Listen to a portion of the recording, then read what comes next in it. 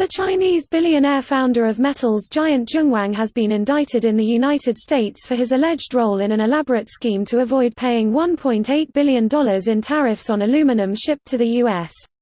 Here's a summary of the article. The Chinese billionaire founder of metals giant Zhongwang has been indicted in the United States for his alleged role in an elaborate scheme to avoid paying $1.8 billion in tariffs on aluminum shipped to the U.S.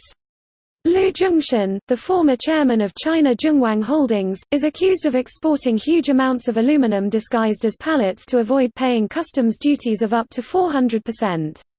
Moreover, the bogus sales of hundreds of millions of dollars of aluminum artificially inflated the value of a publicly traded company, putting at risk investors around the world. Authorities say the scheme, started in 2008 and still operating, consisted of Zhongwang selling the purported aluminum pallets to US-based companies controlled by Lu. In reality, there were no customers for the 2.2 million pallets imported by the Lu-controlled companies between 2011 and 2014, and no pallets were ever sold, authorities said. It said demand for the pallets was such that defendants Lu and China Zhongwang would direct that aluminum melting facilities be built and acquired to be used to reconfigure the aluminum imported as pallets into a form with commercial value. The indictment came as the United States on Wednesday resumed trade talks with China that had collapsed in May. Washington and Beijing have so far hit each other with punitive tariffs covering more than $360 billion in two-way trade in a row focused on demands for China to curb the alleged theft of American technology and provide a level playing field to U.S. companies. Lu, 55, who goes by the nickname Big Boss and Uncle Lu, according to the indictment, is believed to be in China, U.S. media reports said. This post received a score of 9,550, with an upvote ratio of 97%. Here are the top comments in response to this article. To be clear, the defendants haven't been arrested. This happened in May, but has only been released now. Yeah, this is a real dog and pony show. While I don't doubt he's guilty, there's no way this guy will spend a minute in an American jail cell. But if he were to travel through any countries that have extradition treaties with the US, he can be arrested and brought to the US for trial. Canada glances around nervously. He probably already owns 5 houses in Vancouver. Lol, probably. Vancouver is practically Chinese colony these days. These days? It's been like that since the 90s when all the Hong Kong folks got scared about rejoining China and moved to cities in British colonies. Have you not seen Hong Kong?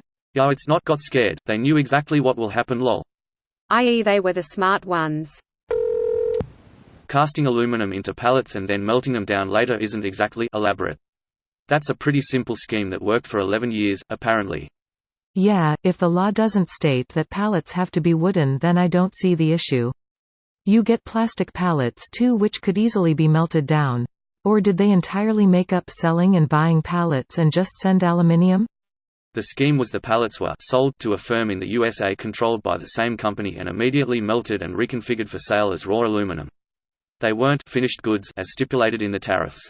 It could be argued as legal according to the letter of the law, but definitely not legal in the spirit of the law. That's what the court system is for, and why charges would be leveled, so a judge could determine the legality of such a scheme, because it's most likely without precedent in the court system. The idiocy of the tariff is that it is a tariff on the raw aluminium but not finished goods, thus more than anything punishing all U.S. manufacturers that use aluminium. A good faith tariff would be higher on finished goods, so that someone who wants aluminium pallets would import raw aluminium and then make pallets in the U.S. Of course, they can sell it under the guise of supporting aluminium manufacturing in the U.S., but even that industry can take a hit in the end as the rising prices come with decreased consumption. The washing machine tariff is a little more sensible, but also likely not all that effective, and when you buy a washing machine you have to pay both the tariffs and the pay for extra jobs, which is worse than just paying a tax and then using tax money for infrastructure repairs. At the end of the day, a tariff is nothing more than a tax on you when you go and buy something. This video was automatically created by Reddit to speech. The article and comments in this video were selected from Reddit according to their upvotes, and any paraphrasing was performed by smmry.com, without any human intervention.